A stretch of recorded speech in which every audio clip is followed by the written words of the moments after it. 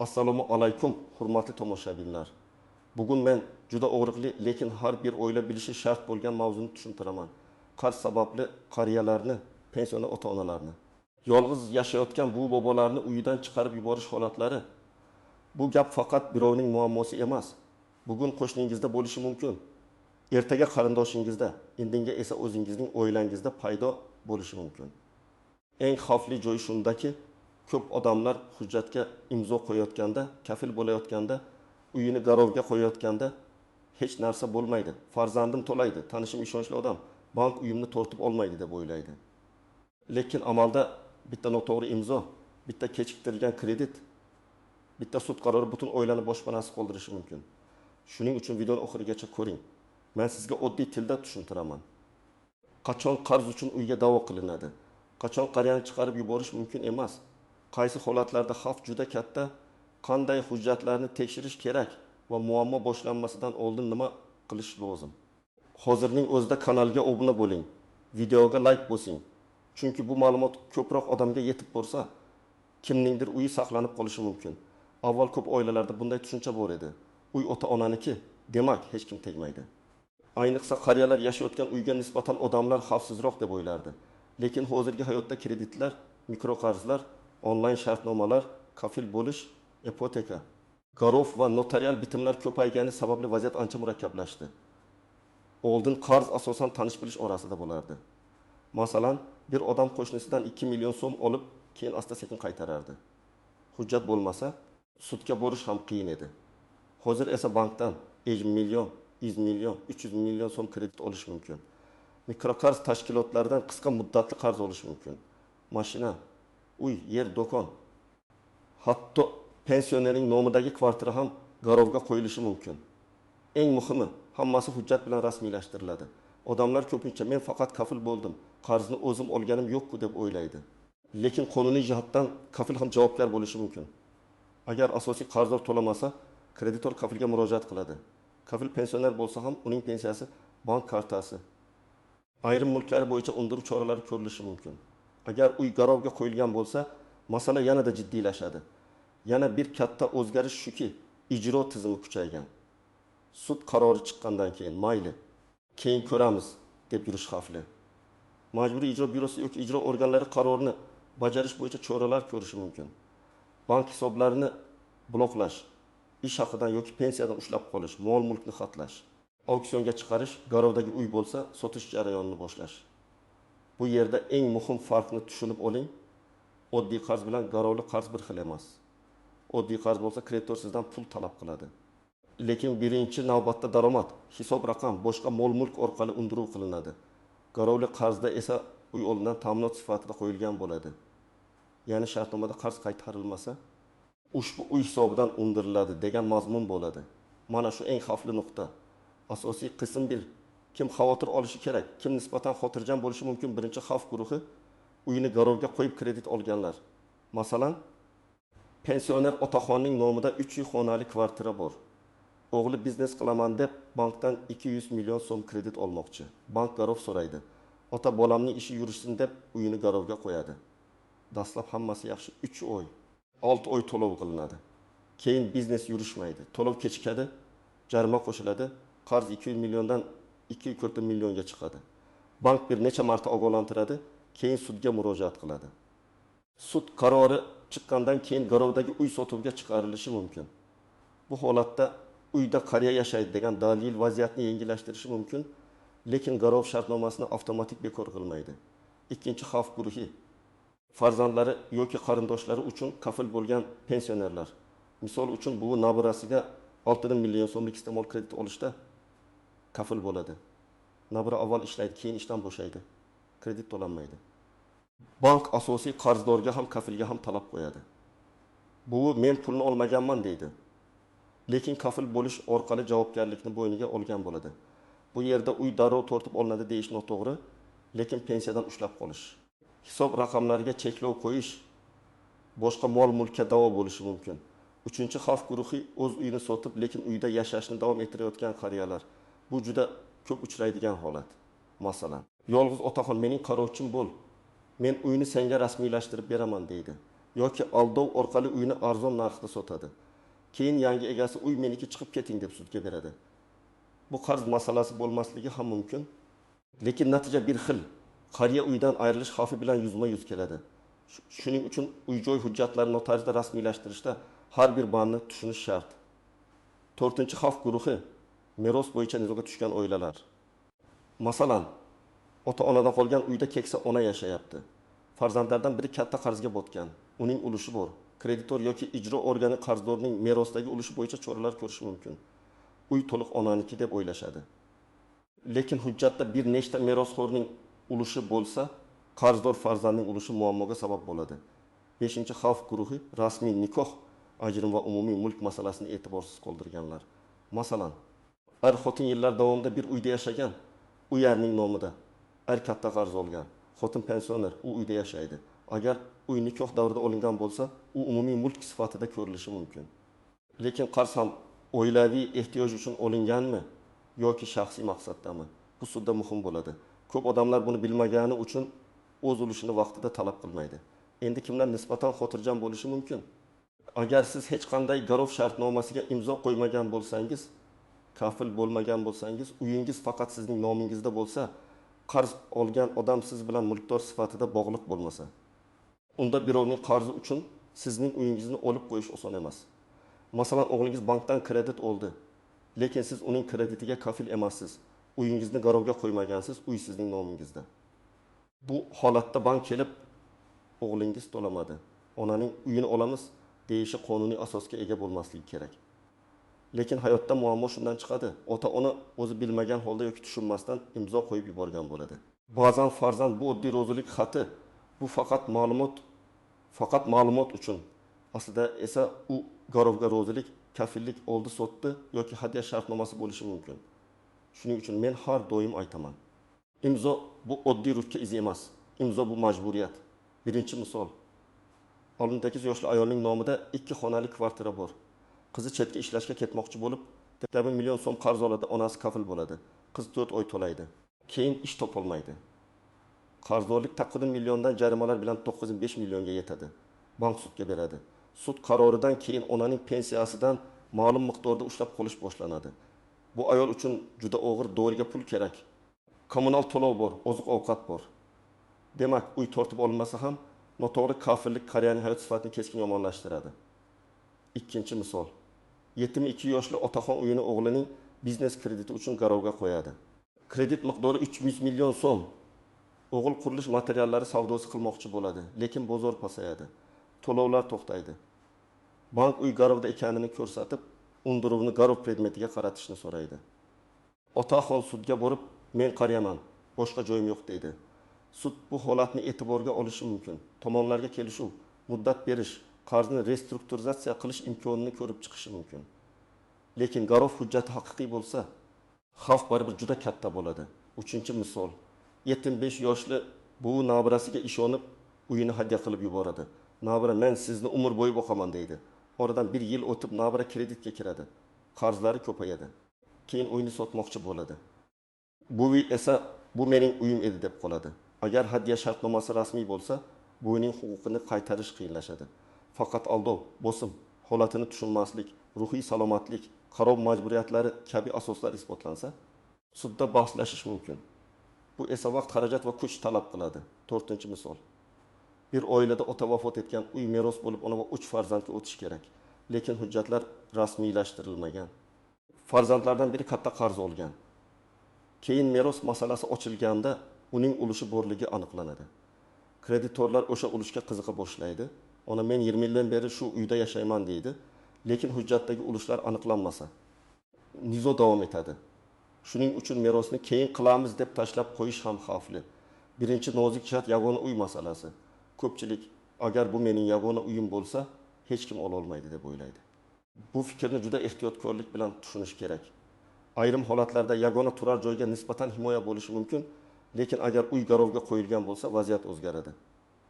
Garov shartnomasi bilan mulkdor oldindan qarz qaytmasa, shu uy hisobidan undirilishi mumkin degan majburiyatga kirgan bo'ladi. Demak, yagona uy bo'lishi har doim ham mutlaq himoya emas. Ikkinchi nozik jihat ro'yxatda turish mulkdor bo'lish degani emas. Ko'p qariyalar men shu uyda propiskadaman, demak uy meniki deb o'ylaydi. Yo'q, doim ham unday emas. Ro'yxatda turish yashash huquqi bilan bog'liq bo'lishi mumkin, lekin mulk huquqi kadastr va mulk hujjatlari bilan tasdiqlanadi. Agar uy farzand nomida bo'lsa, ota-ona faqat ro'yxatda turgan bo'lsa, yangi mulkdor yoki kreditor bilan nizo paydo bo'lganda ularning holati murakkablashishi mumkin. Uchinchi nozik jihat og'zaki kelishuv sudda zaif bo'ladi. O'g'lim aytgandi, meni haydamaydi. Kelinim va'da bergandi. Qarindoshlar guvoh degan gaplar ba'zan yetarli bo'lmaydi. Agar siz uy berayotgan bo'lsangiz, qaroq evaziga mulk o'tkazayotgan bo'lsangiz, yashash huquqingizni alohida shart sifatida yozdirishingiz kerak. Notarial shartnomada falonchi fuqaro umrining oxirigacha shu manzilda yashash huquqiga ega kabi aniq bandlar bo'lishi muhim albatta. Buni yurist bilan tekshirtirish kerak. 4-nozik jihat. Qarz miqdori kichik bo'lsa ham oqibat katta bo'lishi mumkin. Masalan, odam 20 million so'm qarz oladi, vaqtida to'lamaydi. Jarima, penya, sud xarajatlari, ijro xarajatlari qo'shiladi. Qarzdorlik 30-35 millionga chiqadi. Agar bu qarz garov bilan ta'minlangan bo'lsa yoki qarzdorning mulki bo'lmasa, nizo og'irlashadi. Shuning uchun atiga 20 million deb beparvo bo'lish mumkin emas. 5-nozik jihat, sud xatlarini e'tiborsiz qoldirish eng katta xatolardan biri. Ko'p odamlar suddan xat kelsa, qo'rqib ochmaydi yoki borishga uyat deydi. Natijada sud majlisi ularsiz o'tadi, qaror chiqadi, keyin ijro boshlanadi. Agar sizga da'vo arizasi, sud chaqiruvi, bank ogohlantirishi kelsa, darhol javob bering. Vaqtida e'tiroz yozsangiz, hujjat so'rasangiz, qarzni qayta hisoblatishingiz, jarimani kamaytirish masalasini ko'tarishingiz, kelishuv taklif qilishingiz mumkin. 6-nozik jihat, qariyaning yoshi hamma narsani avtomatik to'xtatmaydi. Sud va boshqa organlar kelsa, nogiron, yolg'iz, ijtimoiy himoyaga muhtoj odamlarning holatini hisobga olish kerak. Lekin bu qarzni bekor qiladi degani emas. Shuning uchun men pensionerman, menga hech narsa qila olmaydi degan fikr xavfli. To'g'ri yo'l, huquqiy himoya, hujjat, e'tiroz, ariza, kelishuv, ijtimoiy yordam va advokat maslahati. 7-nozik jihat. Noqonuniy haydash bilan qonuniy ijro farq qiladi. Agar kimdir kelib, sud qarorisiz, ijro hujjatisiz kuch bilan qariyani uydan chiqarishga urinsa, bu mutlaqo boshqa masala. Bunday paytda darhol ichki ishlar organlariga murojaat qilish, mahalla, hokimlik, prokuratura, inson huquqlari bo'yicha vakil, ijtimoiy xizmatlarga xabar berish kerak. Hech kim o'zboshimchalik bilan odamni ko'chaga chiqarib tashlashga haqli emas. Endi eng muhim qismga o'tamiz. Agar siz pensioner bo'lsangiz, ota-onangiz qariya bo'lsa yoki oilangizda qarz muammosi bo'lsa, quyidagi qadamlarni bajaring. 1-qadam, uyning hujjatlarini tekshiring. Kadastr hujjati, mulk huquqi guvohnomasi yoki elektron reyestr ma'lumoti oldi sotdi, hadya, meros, garov shartnomalari bor yo'qligini aniqlang. Uy kimning nomida? Bir kishinikimi yoki ulushli mulkmi? Uy garovda turibdimi? Taqiq yoki xatlov qo'yilganmi? Bularni bilmasdan turib muammoni hal qilib bo'lmaydi. 2-qadam, hech qachon tushunmagan hujjatga imzo qo'ymang. Agar bank, mikroqarz tashkiloti, notarius yoki qarindosh tezroq imzo qo'ying desa, shoshilmang. Hujjat nusxasini oling, uyga olib boring, yuristga ko'rsating. Agar sizga hujjatni o'qishga vaqt bermasa, bu allaqachon xavfli belgi. Ayniqsa garov, kafillik, rozilik, hadya oldi sotdi, qarz majburiyati degan so'zlar bo'lsa, 2 barobar ehtiyot bo'ling. 3-qadam, agar qarz bo'yicha kechikish boshlangan bo'lsa, yashirinmang. Banka yoki kreditorga yozma ariza bering. Arizada shunday yozish mumkin: moliyaviy holatim og'irlashgani sababli to'lov jadvalini qayta ko'rib chiqishingizni, qarzni restrukturizatsiya qilishni, jarimalarni kamaytirishni yoki muddat berishni so'rayman. Arizani 2 nusxada topshiring. Bittasiga qabul qilingan sana va imzo qo'ydiring yoki elektron tarzda yuborsangiz, tasdiqni saqlang. 4-qadam, sudga chaqiruv kelsa, albatta boring. Agar o'zingiz bora olmasangiz, vakil yuboring. Sudga yozma e'tiroz tayyorlang. Unda qarz miqdorini tan olasizmi yoki yo'qmi? Jarima noto'g'ri hisoblanganmi? Garov shartnomasida kamchilik bormi? Qariya yoki nogiron shaxs uyda yashaydimi? Boshqa voyaga yetmaganlar bormi? Barchasini ko'rsating. Suddan hujjatlarni talab qilishni, hisob-kitobni tekshirishni, kelishuv muddatini berishni so'rashingiz mumkin. 5-qadam, ijro harakati boshlangan bo'lsa, ijrochi bilan yozma muloqot qiling. Og'zaki gap yetarli emas. Ijro bo'limiga ariza yozing. Qarorni bo'lib ijro etish, muddat berish, pensiyadan ushlab qolish miqdorini qonuniy chegarada belgilash. Uyda keksa va ijtimoiy himoyaga muhtoj shaxs yashayotganini hisobga olishni so'rayman. Arizaga pensiya guvohnomasi, nogironlik hujjati, tibbiy ma'lumotnoma, oila tarkibi haqida ma'lumot, kommunal to'lovlar, daromad hujjatlarini qo'shing. 6-qadam. Mahalla va ijtimoiy xizmatlarni jalb qiling. Ko'p odamlar buni past ko'radi, lekin amalda qariyaning yolg'izligi, nogironligi, qarovga muhtojligi, boshqa boshpanasi yo'qligi haqida rasmiy ma'lumotlar juda muhim bo'lishi mumkin. Mahalladan dalolatnoma, tavsifnoma, yashash sharoiti haqida ma'lumot oling. Tuman hokimligi, kambag'allikni qisqartirish va bandlik bo'limlari. Ijtimoiy himoya organlariga murojaat qiling. 7-qadam. Agar aldov bo'lgan bo'lsa, darhol shikoyat qiling. Masalan, qariyaga hujjat mazmuni tushuntirilmagan, ko'z yaxshi ko'rmagan, eshitmagan, bosim o'tkazilgan, qo'rqitilgan, bu boshqa hujjat deb aldangani bo'lsa, bu holatlarni yozma ravishda ko'rsating. Notarius harakatlari bo'yicha tegishli organlarga, prokuraturaga, sudga murojaat qilish mumkin. Tibbiy hujjatlar, guvohlar, telefon yozishmalari, audio yoki video dalillar, bankdan kelgan xatlar hammasini saqlang. 8-qadam. Oilaviy kelishuvlarni hujjatga aylantiring. Agar farzand ota-onasining uyida yashasa, uy ta'miriga pul tiksa, qarz olsa, meros kutilayotgan bo'lsa, hammasini oldindan tartibga soling. Biz bir oilamiz hujjat nima qiladi degan gap keyinchalik eng katta janjalga sabab bo'ladi. Ayniqsa qariyaning yashash huquqi, ulushi, qarov masalasi, kommunal to'lovlar, qarz majburiyatlari yozma bo'lsa, himoya kuchliroq bo'ladi. 9-qadam. Qarzni qarz bilan yopmang. Juda ko'p oilalar bitta kreditni yopish uchun ikkinchi kredit oladi. Keyin mikroqarzga kiradi, keyin tanishdan foizga pul oladi. Natijada 2 million qarz 1-2 millionga aylanadi.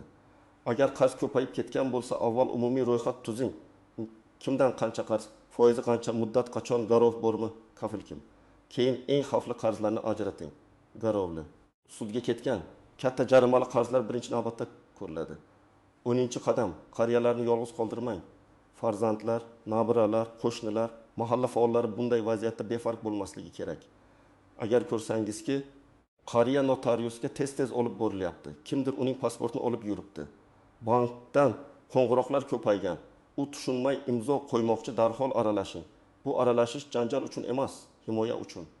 Agar bankka murojaat qilmoqchi bo'lsangiz, matn oddiy bo'lishi mumkin. Men falonchi, falon shartnoma bo'yicha qarzdor yoki kafilman. Hozirgi vaqtda yoshim, sog'ligim, daromadim cheklangani sababli to'lovlarni o'z vaqtida amalga oshirishda qiyinchilik yuzaga keldi. Qarzni qayta tuzish, to'lov muddatini uzaytirish, jarima va penya miqdorini qayta ko'rib chiqish. Sudgacha kelishuv tuzish imkoniyatini ko'rib chiqishingizni so'rayman. Shu bilan birga pensiya miqdori, tibbiy xarajatlar, oilaviy ahvolni tasdiqlovchi hujjatlarni qo'shing. Agar sudga e'tiroz yozilsa, unda shunday fikrlar bo'lishi mumkin. Da'vo summasi bilan tanishdim. Hisob kitobni tekshirishni so'rayman. Penya va jarimalarni kamaytirish masalasini ko'rib chiqishni so'rayman. Garovdagi uyda pensioner, nogiron yoki boshqa himoyaga muhtoj shaxs yashayotganini inobatga olishni so'rayman. Taraflarga kelishuv tuzish uchun muddat berishni so'rayman. Har bir gapni hujjat bilan tasdiqlash kerak. Agar noqonuniy haydash xavfi bo'lsa, ichki ishlar organlariga arizada shunday yozing. Falon shaxslar sud qarorisiz va ijro hujjatisiz meni yashab turgan uyimdan chiqarib yuborish bilan tahdid qilmoqda. O'zboshimchalik harakatlarining oldini olish. Mening xavfsizligimni ta'minlash va holatga qonuniy baho berishni so'rayman. Bunday murojaatni og'zaki emas, yozma yoki rasmiy elektron shaklda qoldirgan ma'qul. Men ko'p yillik tajribada ko'radigan eng katta xatolarni sanab o'taman. Birinchisi, qarindoshga ko'r-ko'rona ishonib imzo qo'yish. Ikkinchisi, uy garovga qo'yilganini oilaning boshqa a'zolaridan yashirish. Uchinchisi, sud xatlariga javob bermaslik. To'rtinchisi, qariyaning hujjatlarini farzand yoki begona odam qo'lida saqlashi. Beshinchisi, og'zaki va'daga ishonib uy joyini hadya qilib yuborish. Oltinchisi, qarzni uyat bo'ladi deb yashirish. Professional maslahatga kech murojaat qilish. Agar muammo boshlanib bo'lgan bo'lsa ham hammasi tugadi deb o'ylamang. Ba'zan qarz miqdorini qayta hisoblash mumkin. Jarimani kamaytirish mumkin, to'lov jadvalini o'zgartirish mumkin. Kelishuv tuzish mumkin. Noqonuniy bitimni sudda bekor qilish masalasini ko'tarish mumkin. Lekin buning uchun vaqtida harakat qilish kerak. 1 yil kutib, uy auksionga chiqib ketgandan keyin kurashish ancha qiyin bo'ladi. Bugun men sizga eng muhim narsani tushuntirmoqchi bo'ldim. Qarzning o'zi xavfli, lekin qarzga tushunmasdan imzo qo'yish undan ham xavfli. qariyalar, pensionerlar, yolg'iz yashovchi ota-onalar ayniqsa himoyaga muhtoj. Ularning uyini saqlab qolish uchun faqat mehr yetmaydi. Huquqiy savodxonlik ham kerak. Agar uy garovga qo'yilmagan bo'lsa, siz kafil bo'lmagan bo'lsangiz, hujjatlarda majburiyat olmagan bo'lsangiz. Birovning qarzi uchun uyingizni olib qo'yish oson emas. Lekin agar garov, kafillik, hadya, oldi-sotdi yoki meros ulushi bo'lsa, har bir hujjatni jiddiy tekshirish kerak. Sud xati kelsa yashirinmang, bank bilan yozma gaplashing. Mahalla va ijtimoiy organlarni jalb qiling. Yuristdan maslahat oling. Izohlarni yozing.